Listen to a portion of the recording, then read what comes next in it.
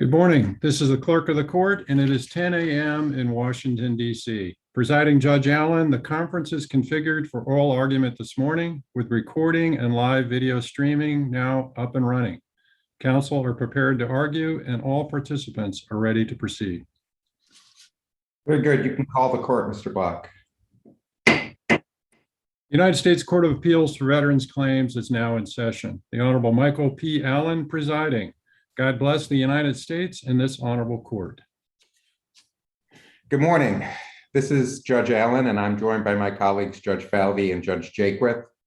We're convened today via video conference to hear arguments in the matter of Alan Gumpenberger against Dennis McDonough, Secretary of Veterans Affairs, case number 20-4155. Will counsel, beginning with Appellants counsel, please enter your appearances? Yes, Your Honor. Thank you. This is Kenneth Dojaquez for Appellant, Mr. Gumpenberger. Good morning, Mr. Dojaquez. James Heiberg on behalf of the Secretary, Your Honor. Good morning, Mr. Heiberg. And Dustin, Elias for the Secretary. Good morning, Mr. Elias. Mr. Dojaquez, I understand you want to reserve 5 minutes for rebuttal. Is that right? Yes, Your Honor. All right, we've made that happen, and you can proceed when you're ready, Mr. Dojaquez. Thank you, sir. And good morning. May it please the court. First, I want to thank this court again for the opportunity to present Mr. Gumpenberger's appeal. This appeal presents the court with an opportunity to finally determine the precise triggering event for agents and attorneys to charge and earn a fee. But more importantly, it also presents this court with an opportunity to clarify the purpose of a notice of disagreement, as well as the VA's obligations upon receipt of that notice. Before we begin, though, to understand why Mr. Gumpenberger is entitled to a fee, we have to understand the context of the veteran's 2010 claim. We must look at what the claimant was trying to do, what he sought from the VA, and what the VA did in response to his request for benefits.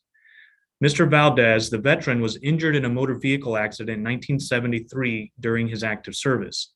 This accident caused a head injury for which the VA assigned a single 10% rating for a scar. In 2010, after a regulation change on how they rate and compensate traumatic brain injuries, Mr. Gumpenberger assisted the veteran to file a new claim seeking an increased rating and explicitly asked for a total rating, which he labeled as TDIU. VA then awarded some additional benefit but for his TBI, but not a total rating. In response, Mr. Gumpenberger notified the VA that his client disagreed with the assigned rating and specifically reiterated his request for a total rating. We must keep in mind that under the updated rating schedule, Diagnostic Code 8045 directs VA to rate all separate physical dysfunction under an appropriate diagnostic code as residuals of a TBI. So when he sought a higher rating for his TBI, the VA was obligated to assign separate ratings for his headaches and any other physical dysfunction identified in the record. This means that the only determination made in the 2012 AOJ decision was the evaluation for the traumatic brain injury, which necessarily required them to rate each dysfunction separately. And that's important because in the notice of disagreement, Mr. Gumpenberger discussed the PTSD rating as part of the traumatic brain injury.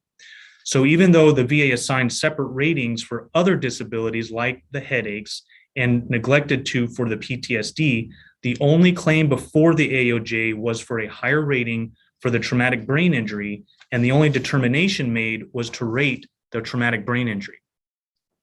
Turning now to the issue, there are two statutes in play here, 5904C and 7105. The first tells us how and when an agent can earn and charge a fee. It states, in connection with a proceeding before the VA with respect to benefits, a fee may not be charged, allowed, or paid for services provided before the date on which a notice of disagreement is filed with respect to the case. The plain meaning of this statute requires only that a claimant file a notice of his disagreement with respect to the case before an agent may earn a fee. Any reading of this statute that requires more than the filing of a notice of disagreement is not supported by the plain words used by Congress. The only way to affirm the board's decision is to read into 5904C the word valid before notice of disagreement. Congress did not authorize or otherwise require VA or this court to inquire into the validity of a notice of disagreement. The filing of the notice is the triggering event. It is not an invitation for VA to scrutinize whether the notice of disagreement was valid.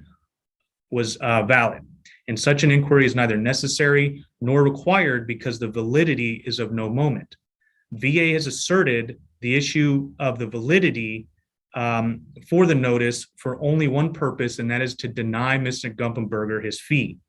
And this is beyond the authority of VA because it is beyond the scope of the statute.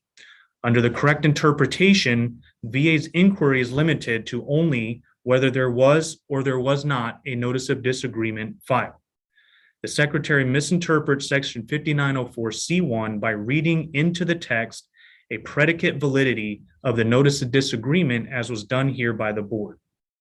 But what does it mean to file a notice of disagreement, and how do we know if it is with respect to the case as required under 5904C? And the answer to this question lies in 7105. This statute says the— Good morning. Good morning, Mr. Dojaquez. Before Yes. you move on, I wanted to ask you about 5904C1. So that could be read as kind of setting a mile marker that the attorney is not entitled to work performed before that point, but is entitled to a fee for work performed after that point, the filing of a NOD. Am I reading that right? That's what the statute's saying? Yes, Your Honor. That's how we understand the statute to say that any work performed prior to the filing of the notice of disagreement is not compensable to the agent. So what work did Mr. Gumpenberger perform after the NOD? Mr. Gumpenberger helped to guide the veteran through the appeals process. He reviewed the statement of the case when it was issued. He filed the substantive appeal to the board. And although not present in the record, there's a lot of work that's performed outside of the record where the agent will review records, consult with the client. Right. And that work was aimed at getting a board decision for TDIU. Is that correct? Not precisely, Your Honor. Again, I think as I started out, understanding precisely what claim was before the VA is key to understanding how the decision was, or how the grant of benefits was with respect to the case for which the notice of disagreement was filed. Right. Mr. Valdez. But the substantive appeal was directed at he should be receiving TDIU. It wasn't a challenge to the TBI rating of 70%. It was directed toward, and he should get TDIU. That's how Mr. Gumpenberger framed it, Your Honor. I admit that, but again, the determination with which he disagreed was to assign a rating less than total. And whether you seek or the record supports a total rating on a scheduler basis or a TDIU rating because you're unable to work, they're the same thing. The benefit sought, the claim filed was a request for a higher rating. And when, as the case law in our briefing explains, when a veteran files a claim and asks for the highest possible rating, it includes any aspect of or any avenue for achieving that rating, whether it's a scheduler or not. Okay, I'm sorry to interrupt. Please go ahead. Okay, thank you, Your Honor. And that's an important question because that's really what the board and the secretary is focusing on, that he used the words TDIU as opposed to requesting a higher scheduler rating. But the 7105. Mr. Dojaquez, but that's not entirely right, right? So he didn't. Mr. Gumpenberger, who's obviously experienced in this at the agency, didn't just say what you just said. He said, the veteran specifically disagrees with two things: the rating for PTSD, a scheduler rating, and TDIU. And then later he withdraws PTSD and only proceeds for TDIU. But yet the reframing now is, but all of that was only about getting to 100%. And so your answer would, it seems to me, be exactly the same. If he used any combination of those things, you'd be saying, but it doesn't matter because they all mean exactly the same thing. Yes, Your Honor. Because again, how would VA know that? the So, VA. so your answer is, if he says, I'm appealing only TDIU, that would also encompass the PTSD rating, right? It certainly could, Your Honor. Well, not could. Under your theory, if he had just said, I'm appealing TDIU, that would have then encompassed the PTSD rating, which was at 70, right? And it was at X and he wanted higher. And that would have been exactly the same, right?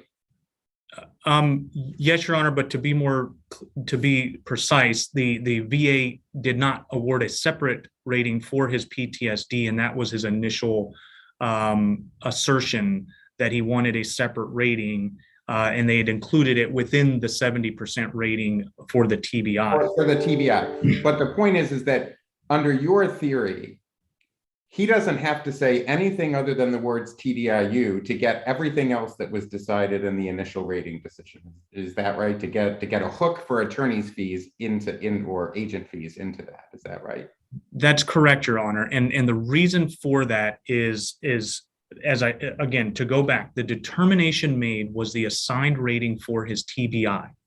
And the regulation directs to award separate ratings for different diagnosed and separable distinct disabilities. All he had to say was, I disagree with the assigned rating. And if he had said that, then I don't think there's any doubt.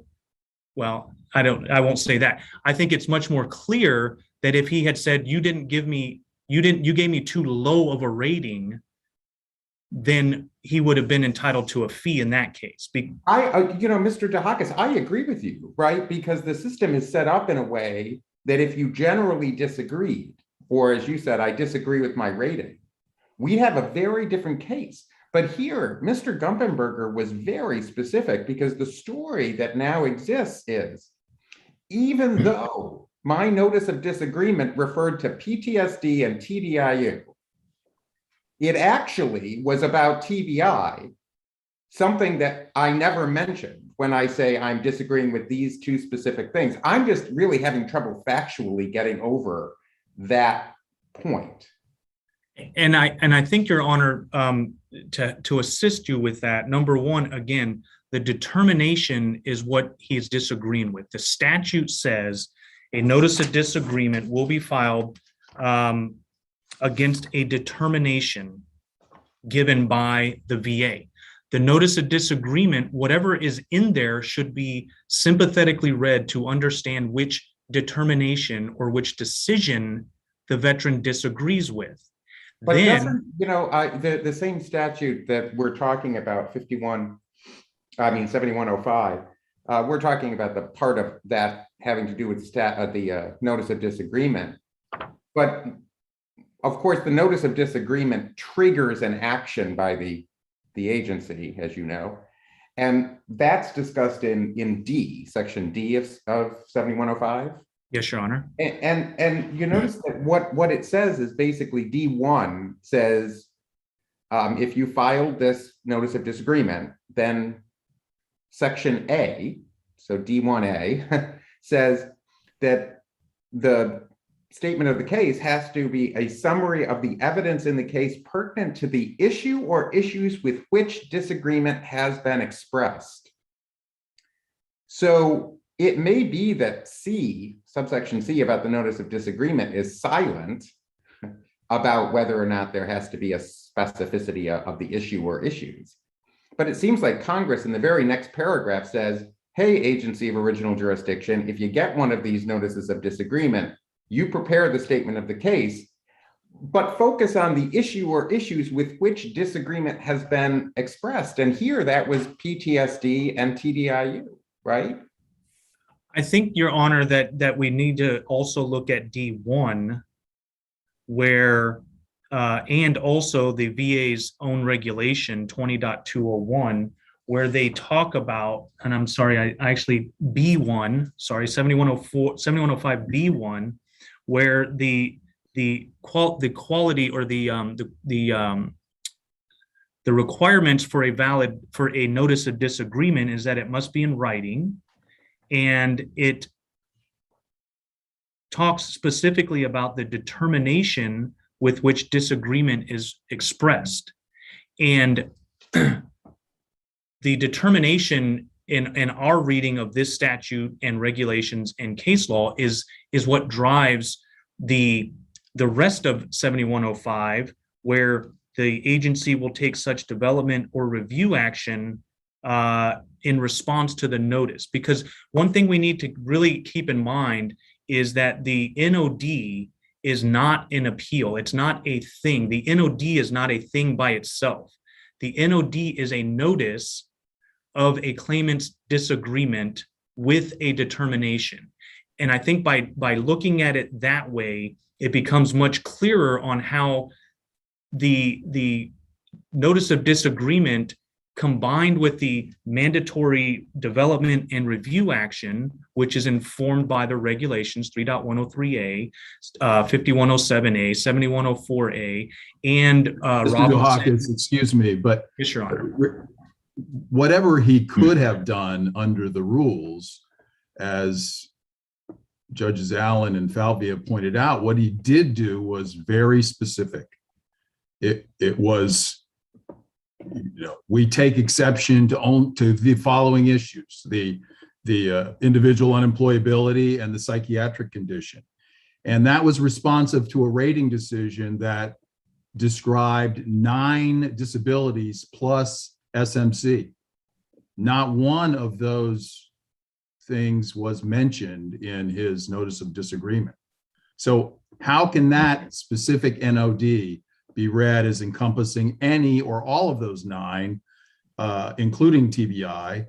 And what's the basis for singling out TBI as encompassed by the NOD besides reverse engineering based on VA's later rate increase? Again, Your Honor, the determination, the claim filed was for a higher rating. And simply because the regulation requires VA to separately rate TBI, it does not change the fact that he asked for a higher rating. The VA adjudicated the appropriate rating for his TBI, which in this case included separate disability ratings for separately diagnosed conditions and disabilities. Does not change the fact that the only claim presented and the only claim decided was the appropriate rating for his traumatic brain injury. And so when the veteran expresses a disagreement with the decision on rating his disability, then it necessarily encompasses any facet of that disability rating, which includes TDIU, a scheduler rating for the TBI, and even one of the scheduler ratings for headaches or scars or whatever else was awarded benefits for. And this is not the case where there was some unrelated benefit that was awarded. This is the case where he asked for a higher rating and VA issued a decision that only that only adjudicated the appropriate rating for his TBI. So to understand why that notice of disagreement encompasses or includes the appropriate rating, scheduler rating for the TBI, requires you to understand again what issue was determined, what was the determination, and it was only the appropriate rating for the traumatic brain injury, nothing else. And so wasn't the decision to focus on TDIU going forward a tactical one? I've taken TBI and the combination of disabilities, the 70 and 90% ratings, as far as I can reasonably expect to go. And the way to get to a total rating is by pressing forward for TDIU. At that time, perhaps, I think, Your Honor, that's probably an accurate statement. I can't speak for the mindset of the veteran or Mr. Gumpenberger nearly 10 years ago.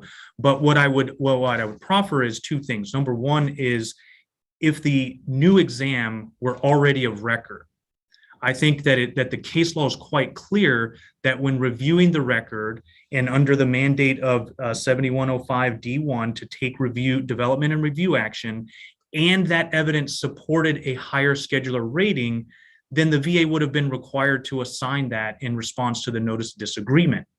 The only reason so when the VA offered the new examination, still within the appeal period, because a final board decision had not been issued, 3156B, of course, informs us that that evidence is treated as if it was filed with the claim, and then that evidence is what generated the changed rating. And so, again, it's the assigned rating for the TBI is what was presented to the VA and adjudicated, and the veteran disagreed with that determination that he wanted a higher rating, whether scheduler or for TDIU. And so I think that we need to understand again how the VA is required to review notices of disagreement in determining, in identifying which determination has been made and disagreed with. And the two cases that the secretary cited, Ledford and Jarvis, both really speak to that issue. And in particular, Mr. Dojaquez, before you go on, so you've spent a lot of time this morning, and I appreciate the discussion, focusing essentially talking about this. It's as the notice of disagreement is not the real issue in a sense. It's really TBI that was at issue here. And so what we're talking about is TBI. To be honest, though, when I read your brief, certainly the first argument in your brief was actually about, this is a generic principle of law we're talking about. It wasn't, later in the brief, you do talk about the fact that it's TBI asking for a total rating, et cetera. But your argument in your briefing was that simply filing a notice of disagreement, if there's a rating decision that assigns, that decides 5 issues, and you file a notice of disagreement, it doesn't matter whether you only identify one. I had understood your argument in your briefing to be that because I've filed that identifies one, I have filed a notice of disagreement in a case, and therefore it triggers the right to fees for any of those claims. Is that still your position? Yes, Your Honor, it is. So all of the discussion then about TBI that you're doing about how it's this special rating and all of this, that's just an example of what happened here. Your legal principle is there could be service connection for hemorrhoids, service connection for hearing loss, and increased rating for a knee disability. I file a notice of disagreement that says I disagree only with service connection for hemorrhoids. Your position is that if benefits are later granted for hearing loss, that notice of disagreement allows me to collect fees. Is that still the position? It's a little complicated answer, Your Honor, because again, we're now no longer in legacy, we're in AMA. where No, fees, but no, in this case. in this case, If in this this- wouldn't have been this, right? And what had happened was the person only disagrees with service connection for hemorrhoids. Later, VA says, we've been doing bad exams for hearing loss. Do you want another one? I take another one and I get a rating. Your position, as I understood your briefing, was the agent who filed the notice of disagreement that says, I only disagree with hemorrhoids, now can get a chunk of the hearing loss benefits because of that notice of disagreement about hemorrhoids. Is that still the position? if it was in the same decision notification letter, then I would say probably yes, Your Honor. And again, the reason is that the notice of disagreement is to the determination, and the review action done in response to that, whether it's immediate and in between that and the statement of the case, or even later to the board, or if it's later down the road, can entitle an agent to a fee. But I would submit then that there's a fallback protection where anybody, including the VA, can challenge the reasonabness of that fee. Well, but no, but hold on, right? How is it that that articulation, there is this argument about whether Mr. Gumpenberger can advance the pro-veteran canon. I think he can, not on his own behalf, but on how one interprets the law, right? But just leave that aside, just assume he can. How is the position you've just taken, and Dawn, you can add 5 minutes. How is the position that you've just taken pro-veteran, that a lawyer can file a notice of disagreement that says, I only am challenging one thing, does no work on the other benefit, VA independently awards money, but we're going to interpret the statute to say that the veteran then loses 20% of that because a lawyer disagreed with a separate determination? The pro-veteran canon, Your Honor, is not to be applied to 5904C, rather to the notice of disagreement provision. And as we explained in our briefing, in particular our reply brief, the pro-veteran reading of that statute requires the VA to take all development and review action that's required and appropriate, which may include a new examination for hearing loss, which may include, in this case, a new examination for traumatic brain injury, which may include an award of any number of additional benefits that, again, 3155B2 or D2 describes as these ancillary benefits.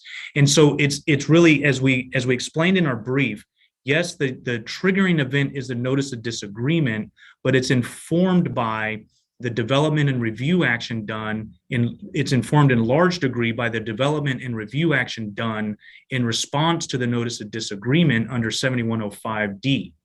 And so if there were no entitlement or there was no basis for granting additional benefits, there would be no benefits at all. The development and review provisions of 7105 contemplate that that's going to occur before the statement of the case is done. That's not what happened here, at least the connection to the TBI increase and the additional examination. How can it possibly be? I mean, isn't the example that Judge Allen gave for you as nonsensical as it sounds, that you file a hemorrhoids claim and get connected for hearing loss and it's all covered? Isn't your only path, the principle has to be limited to, if it applies at all, that it has to be an NOD as to something like TDIU that encompasses, perhaps, arguably, other conditions, disabling conditions, not completely unrelated hemorrhoids and hearing loss? I think, Your Honor, again, the notice of disagreement with respect to the case is the key terms that we have to focus on.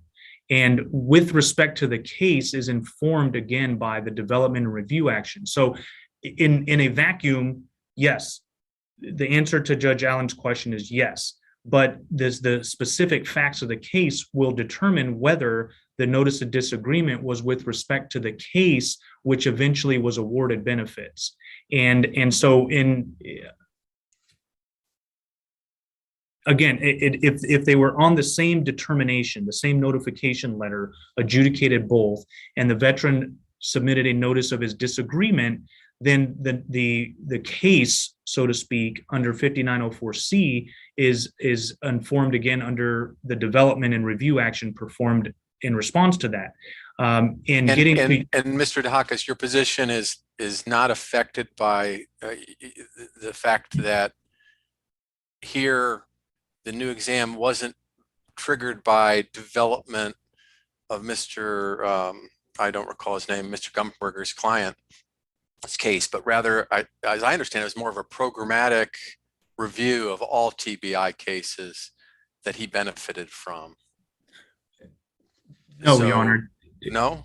No, it does not matter because, again, under 7105, they're required to take review action, development and review action as required. One of the as required based on the determinations with which the veteran takes issue with in their notice of disagreement. No, Your Honor. Under the provisions of regulations, not inconsistent with this title. And again, one regulation is 3.103A, which requires the VA to maximize benefits and develop claims fully before making a final decision on them. And when this policy was instituted, that was it was a mandatory examination now because the regulations say so. And so even though they later created a new policy, 3.103A is the mandatory regulation, which then requires them to perform this examination in conjunction with this claim and this notice of disagreement. I think Judge Jaquith has a question, but Dawn, could we get Heiberg? Well, I wanted to follow up on the example, I guess, that the hemorrhoids hearing loss one, and ask you how that connectivity that you posit survives the December 2015 further narrowing of the disagreement, you know, as if the agent reemphasized, no, I really mean only hemorrhoids. I'm letting hearing loss go. How does that logic survive, or how does that not emphasize that the veteran's TBI rating was not being challenged?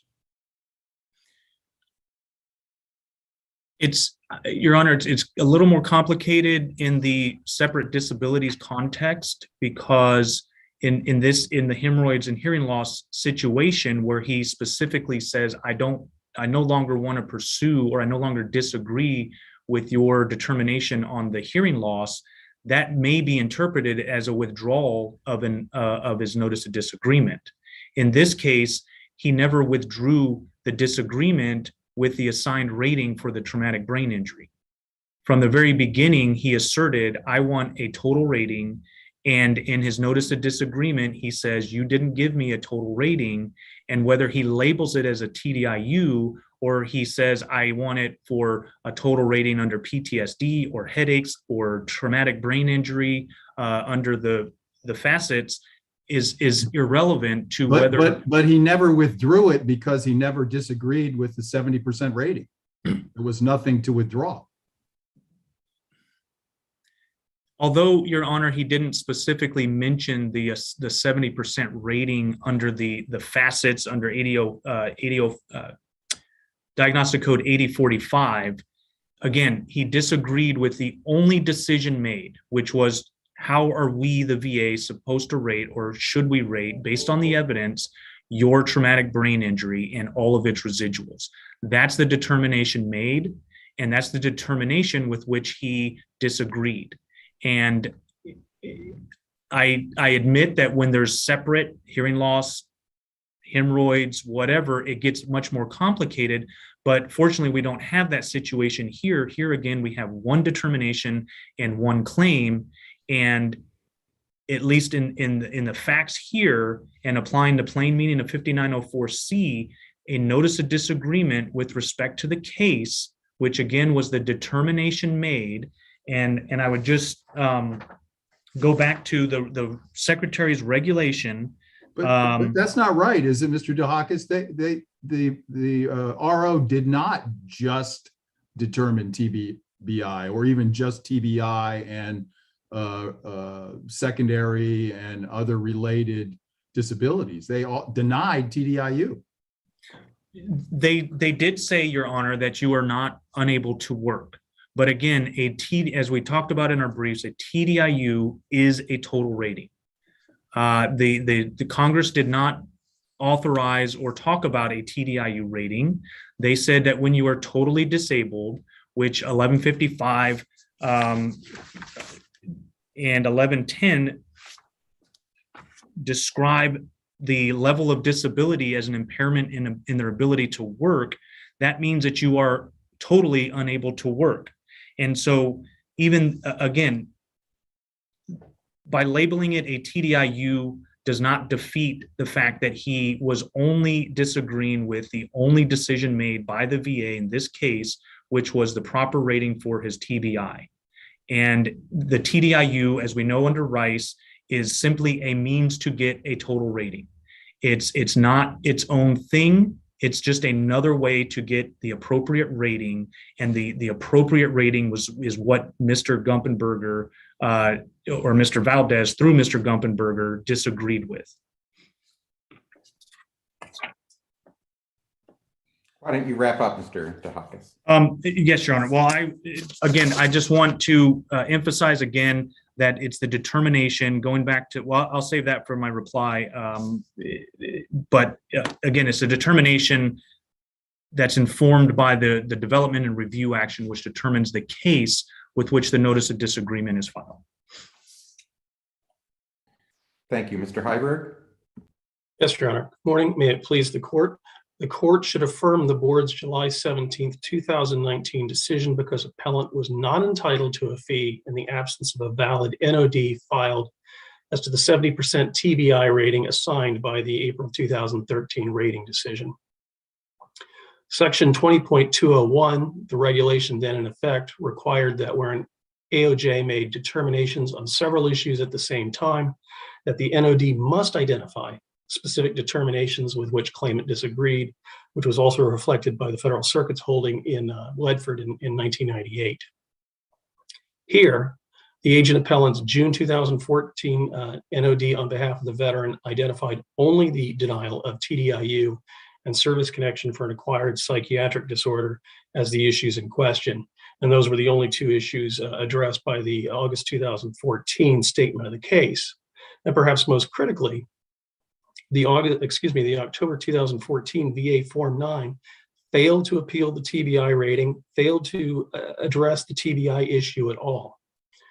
Appellant argues that section 20.201 was... Backing up for a second, what's the basis for grafting the NOD measures in, 7105 and 20.201, such as they were in June of 2013, onto 5904? Those aren't fee provisions, are they? Well, Your Honor, they at least go to what requires a valid NOD to be. And 5904 goes to the eligibility for attorney's fees, but it requires the filing of NOD, and the NOD and what constitutes an NOD is going to be defined by both that statute and the regulation in existence at the time. And here, there was never any objection raised as to the rating assigned for TBI. But wasn't the NOD here submitted with respect to the case? Well, once the adjudications had been made regarding the separate rating or the service connection for TBI and the rating assigned 70%, but there is also a separate denial of TDIU. Those have now been separately adjudicated, and under the regulation, and certainly as reflected by Ledford, they both must be identified if that's going to be an issue going forward. So The objection is to just TDIU as opposed to TBI may reflect a conscious strategy on the behalf of the agent appellant on behalf of the veteran. The requirements for TDIU and 100% scheduler rating for TBI are not 100% overlapping. There is a certain difference as to the requirements. And as such, since they do not completely overlap, once they have been separately adjudicated, and if the appellant on behalf of the veteran wishes to pursue both, they both must be identified in the NOD to go forward. But there are other aspects of the process that are set in motion by an NOD that require VA to address a disability, aren't there? Like disabilities reasonably raised by the evidence? Well, Your Honor, in this circumstance, TDIU is expressly raised. As to the further development, but there was no additional. Well, what about TBI? Well, TBI, since it was not objected to, was not encompassed within the scope of the NOD. It was not addressed in the statement of the case. There was no objection ever raised with regards to the issues raised in the statement of the case, and the subsequent appeal didn't reference the TBI rating. But it was referenced in the statement of the case. The statement of the case discussed all the disabilities, not just the TDIU. But Your Honor, there was no objection raised with regards to the TBI rating, and it was certainly not addressed in the substantive appeal. Well, what about the checking on the form of the big all capital letters? I want to appeal all of the issues listed in the statement of the case. What does that mean? Well, doesn't that sufficiently signal that the veteran was pursuing a total disability rating as the appellant has characterized it? Well, Your Honor, that was certainly not identified in the NOD specifically and not raised in the substantive appeal. And under the circumstances, the court is going to look at the context in which the NOD and the surrounding communications in writing were within the context there. And relying on Jarvis for that, the contextual analysis in that case looked at the language of the substantive appeal. And there, as here, it was silent as to the issue in question, which in this case, of course, is the TBI rating. So it is our position that the TBI rating was never effectively raised by appellant on behalf of the veteran. And certainly with regards to specific areas of a disagreement to be identified in the NOD, certainly the current statute 7105D permits the board to dismiss any appeal which fails to identify specific determinations with which the claimant disagrees, and also the language of the current implementing regulation 20.202A as well, which effectively repeats the language of prior 20.201. So there is consistency within. But neither of those said that at the time, right? No, Your Honor, and it was a two-step process at that point. And appellant's argument, as I understand it, is essentially all I had to do was file the NOD, which to the extent that we follow that argument, at some point, he, under the old legacy system, would have had to identify the specific determinations at issue within the substantive appeal, which was not done. So it was neither identified in the NOD at the time or in the substantive appeal. So it was not raised. And certainly nowhere. Is it the secretary's position that an agent who is instrumental in submitting a timely, facially valid NOD that instigates further review, an appeal, and board action cannot receive fees because the favorable outcome flows from a disability reasonably raised by the evidence? Well, Your Honor, certainly with regards to any objection raised by an NOD, if the NOD does not address a specific denial, then no, the attorney would not be entitled to it. And certainly as the court held in Perciavalle, when there's no valid NOD filed as to a particular determination, appellant is not entitled to a fee. And certainly if the 5904, as referenced previously, if is not applicable, if no valid NOD has been filed with regards to the requirements of then 7105 and the 20.201 in effect at the time. The other argument that appellant raises is that effectively the NOD as to TDIU is the same as an NOD as to the total rating for TBI. But as stated, the requirements for each are not 100% overlapping. And certainly once the issues were separately adjudicated by the 2013 rating decision, it was incumbent on appellant on behalf of the veteran at that time to raise the issue in the NOD. Certainly 4.124A in the Diagnostic Code 8045 lists specific symptoms that are required to reach a 100% scheduler rating. But it does not specifically address unemployability, which is the criteria for TDIU. And certainly the September 2016 rating decision, which granted the 100% rating for TBI, did not reference employability as a basis for that award. So as also referenced, well, TBI is essentially another way to get to 100% rating, but it is theoretically easier to obtain and is based on individual circumstances as opposed to average impairment.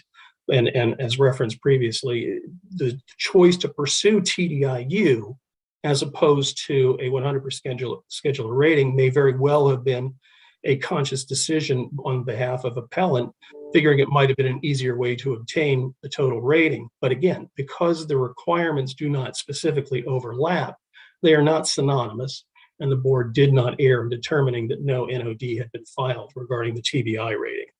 But VA connected them, didn't they? According to VA, the veteran's 100% disability rating for TBI was based on his severe functional impairment of memory, attention, concentration, plus moderately severe impaired judgment, inappropriate social interaction most or all of the time. He was often disoriented and gets lost even in familiar surroundings. He has 3 or more symptoms that interfere with work, and 1 or more neurobehavioral effects that interfere with or preclude workplace interaction, and he's unable to communicate at least half the time. Doesn't the RO's description of the veteran's functional impairment as a result of his TBI relate to unemployability? Well, ultimately it would. Once you receive that 100% rating, yes, you are effectively unemployable. But at the time of the April 2013 rating decision, it was assigned at 70% and TDIU was denied. So at that point, appellant on behalf of the veteran, if both issues were to be contested, had to be identified in the NOD. That VA subsequently adjudicated the TBI rating at 100% was an intervening independent action that was not due to the actions of appellant on behalf of his client. What's the significance of the board's linking the two up in the sense that the award of the 100% evaluation for TBI is effective the date of the claim for TDIU? Well, I believe that was the first identifiable date in which the claim was filed. And certainly at the time, it was for increased residuals of the TBI, which effectively related to the scars, and that was subsequently increased in, I believe, a September 2012 rating decision.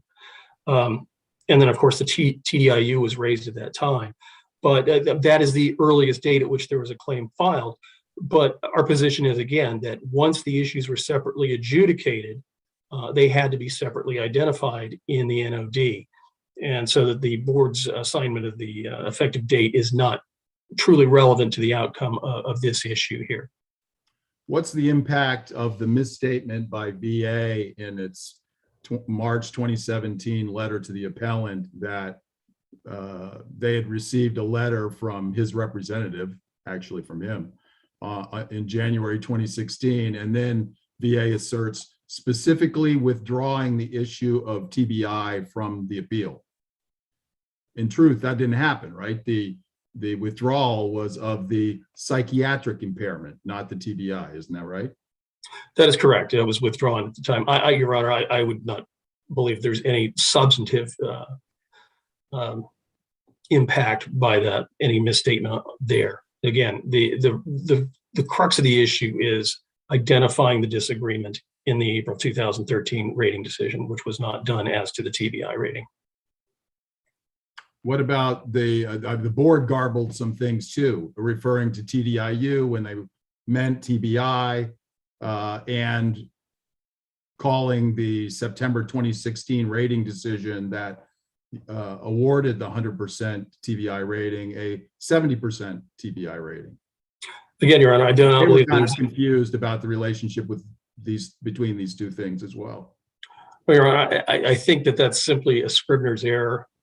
Certainly with regards to the misstatement as to the rating assigned when it should have referenced 100%. But again, there was no NOD specifically addressing the rating for the TBI. And because the requirements for TDIU and 100% scheduler rating for TBI are not 100% overlapping, they had to have been separately identified. One is not the equal of the other.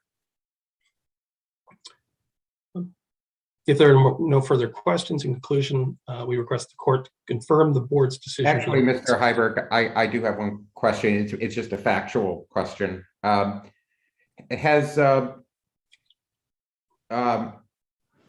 take it Mr. Valdez has been paid everything in back benefits that he was awarded, right? In other words, you're not with you, meaning VA, isn't withholding a 20% amount now pending this matter, given the board's decision. Is that right? Your Honor, I do not have an exact answer to that, although I have no reason to suspect that it has based on the board's decision here. And so were we to rule in Mr. Gumpenberger's favor, then you would have to, the agency would have to make some sort of determination about whether under the secretary's equitable authority to seek to get this money back from Mr. Valdez. Is that right? Conceivably, but I do not know the answer to that. Although, I mean, I do not believe Mr. Valdez was offered the opportunity to intervene. I do not believe he availed himself of that. Yes, I just, in cases like this, it's never quite clear to me whether the person actually thinks that something that I was paid several years ago, the person who represented me is now going to get it, and now I have to pay back. And so I just wanted to understand the facts. This is not critical of VA at all in any respect. I just wanted to understand whether, in fact, that is on the table, that a decision will lead to VA paying twice for something it should only pay once for. And then VA has to make a choice, if that's the factual scenario, that in fact, do you seek recoupment from Mr. Valdez or not? Yes, Your Honor. I do not have a definitive answer for you on that question. It is conceivable, but I do not have the answer. All right, thank you.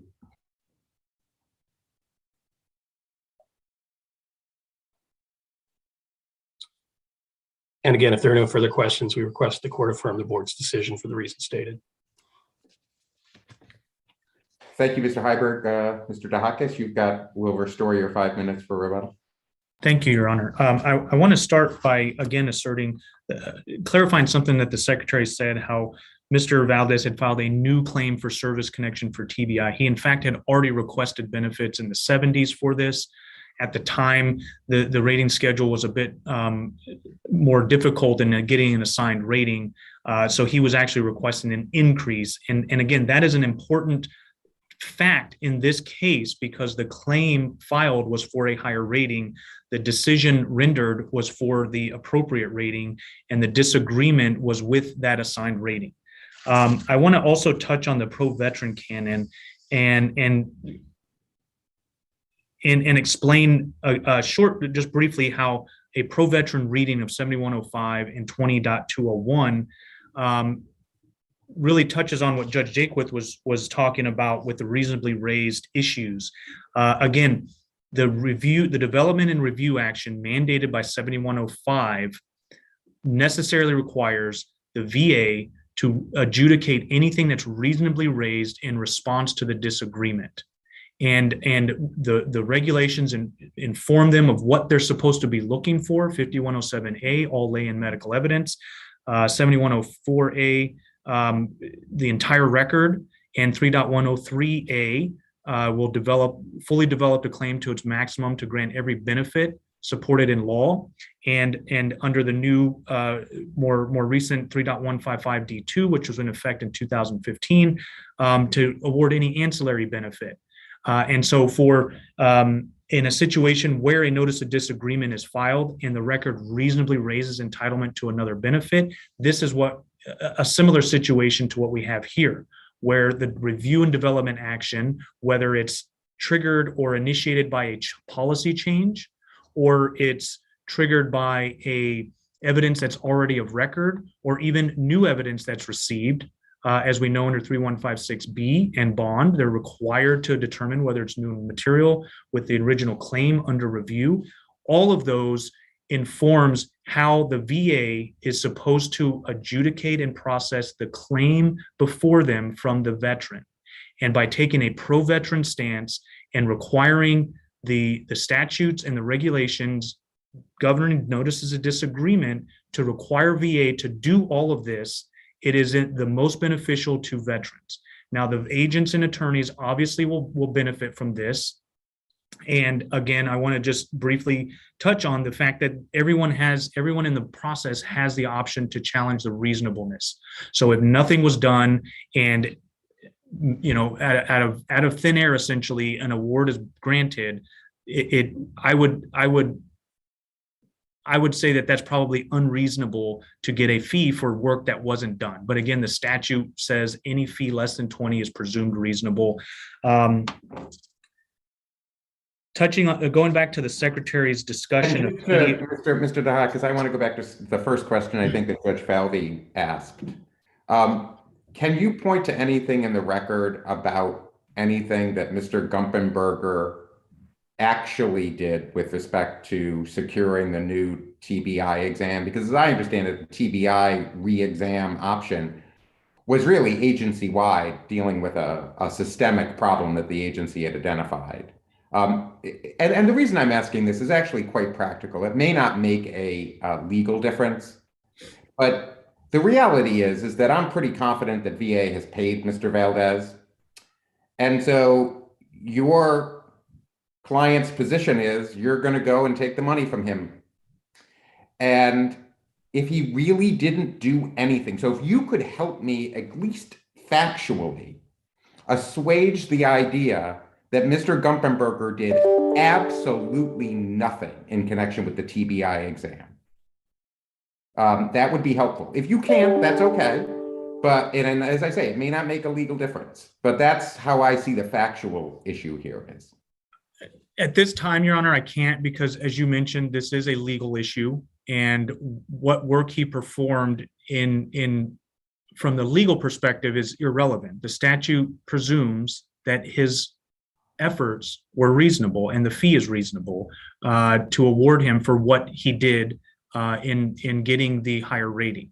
I didn't go, and I'm saying that because I didn't necessarily go through the record to look for that specific question. Yes, but your logic would be, and you can finish answering my question, but your logic would be the same if it didn't, as we said before, that the hemorrhoids hearing loss. I know you keep saying that's more difficult, but the reason it's more difficult is because the outcome is just so clearly bizarre, right? That one can't be behind the cover of both dealing with ratings. Hearing loss, hemorrhoids. Your legal position would be exactly the same, right? That I file a disagreement for hemorrhoids. I do, as the agent, nothing about hearing loss.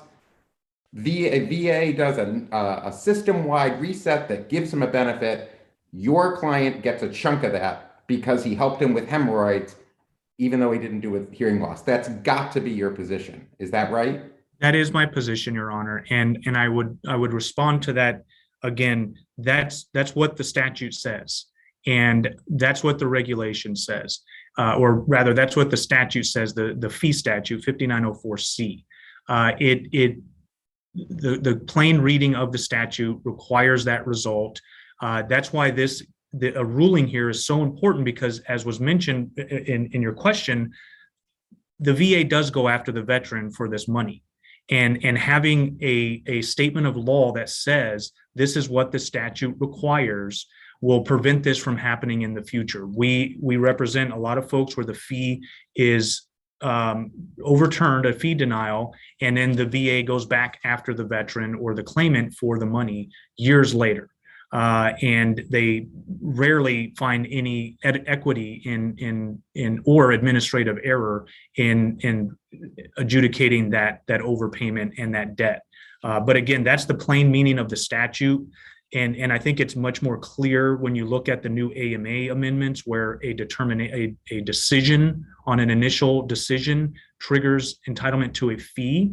And so Congress has very clearly moved the trigger for earning a fee further and further back to where now it's an initial decision. MVA, as we mentioned in our notice, our Rule 30B notice that we filed yesterday, I think, that's what the Federal Circuit said. That is the triggering event.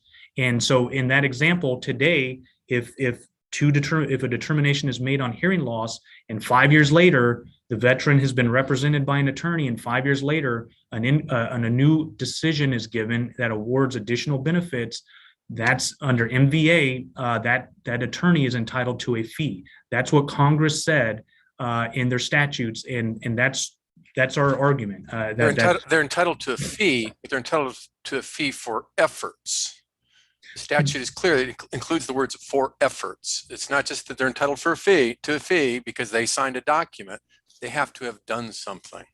Yes, Your Honor, and certainly the attorney is free to, and I would submit that we often review these kinds of decisions and will not accept a fee when there's a withholding agreement. The fee is presumed reasonable, and anybody can challenge that. The veteran, the attorney, the OGC can step in and look at the reasonableness of the fee and say, current case law allows them to look at, I think Skates is the controlling right now, that says we look at what you actually did to get the benefit. And if nothing was done, then there is a process for denying that fee, or at least challenging it and having it reviewed by both the board and this court. Thank you, Mr. Dojaquez. Thank you, Mr. Heiberg. Unless Judge Falvey or Judge Jaquith have any other questions? No further questions. Thank you. Thank you both. I might try one more. Absolutely. The agent files the notice of appeal in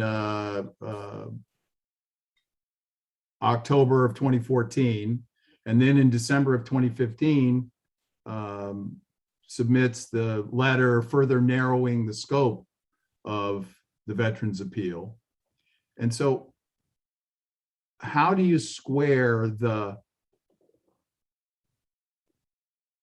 both the initial NOD and the narrowing efforts with the principle that, with respect to the case encompasses all potential claims raised by the evidence? How do you square that principle with the agent's efforts here to narrow the focus of the appeal, apparently for tactical reasons? Again, Your Honor, I think that in a different factual context, that may be an important factor.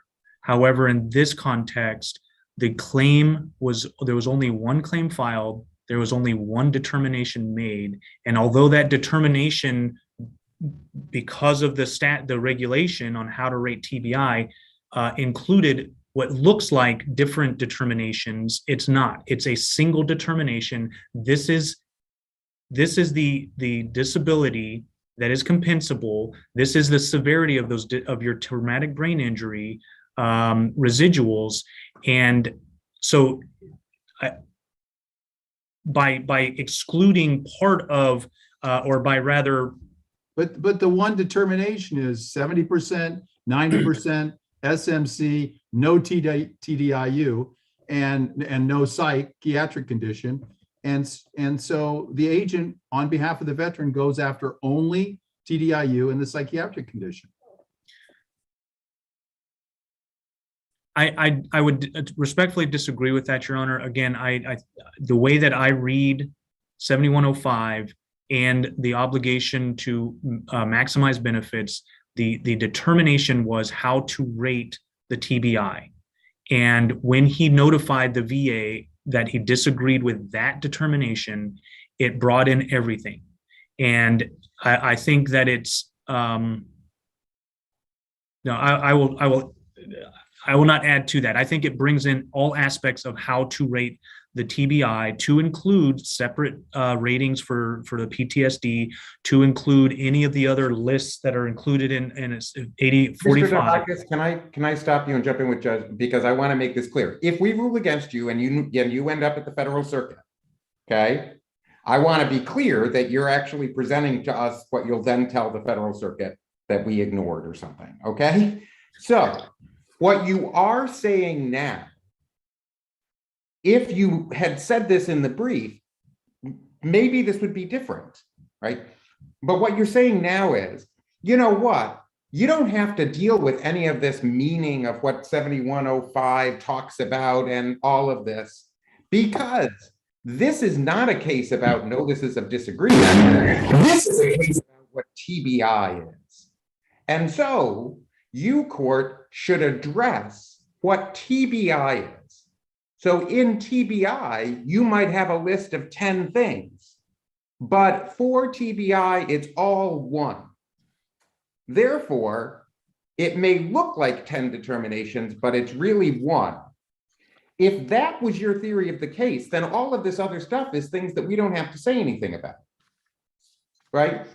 But if what you were saying is that, no, I want you, court, to rule as a matter of law on the meaning of 7105 as it relates to attorney's fees, then we're in the world of hemorrhoids and hearing loss, okay? And so which of those arguments are you advancing? Because I will tell you, I don't think you advanced the first argument in your briefing. Well, Your Honor, first, obviously, the 5904 interpretation is the primary argument. And I would push back that in our briefing, we did raise the concept that the issue presented, rather the claim presented to the VA, and the only claim adjudicated was for the proper rating for the TBI. And in particular, because if you're right about that, right, you could win this case and be wrong about your broader principle, right? In other words, hearing loss and hemorrhoids are off the table because this looks like 10 determinations or 9 determinations, but it's really one, right? Yes, Your Honor. I think that which is your principal argument here? The principal argument, Your Honor, is the 5904 interpretation that the triggering event is a notice of disagreement with respect to the case. But as we discussed in our brief, with respect to the case is informed by what is the determination. And as we also discussed in the brief, and I'm looking here to find an exact page number, but we did brief, particularly in our reply brief, that the determination was the appropriate rating for the traumatic brain injury.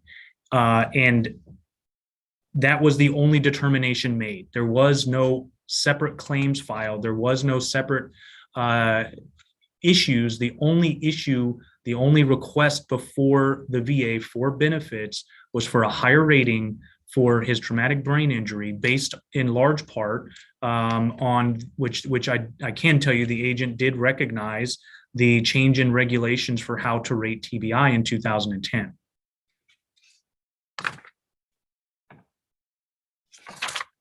All right, well, thanks again to the parties. We appreciate your argument this morning, and the case is submitted. And the court is in recess.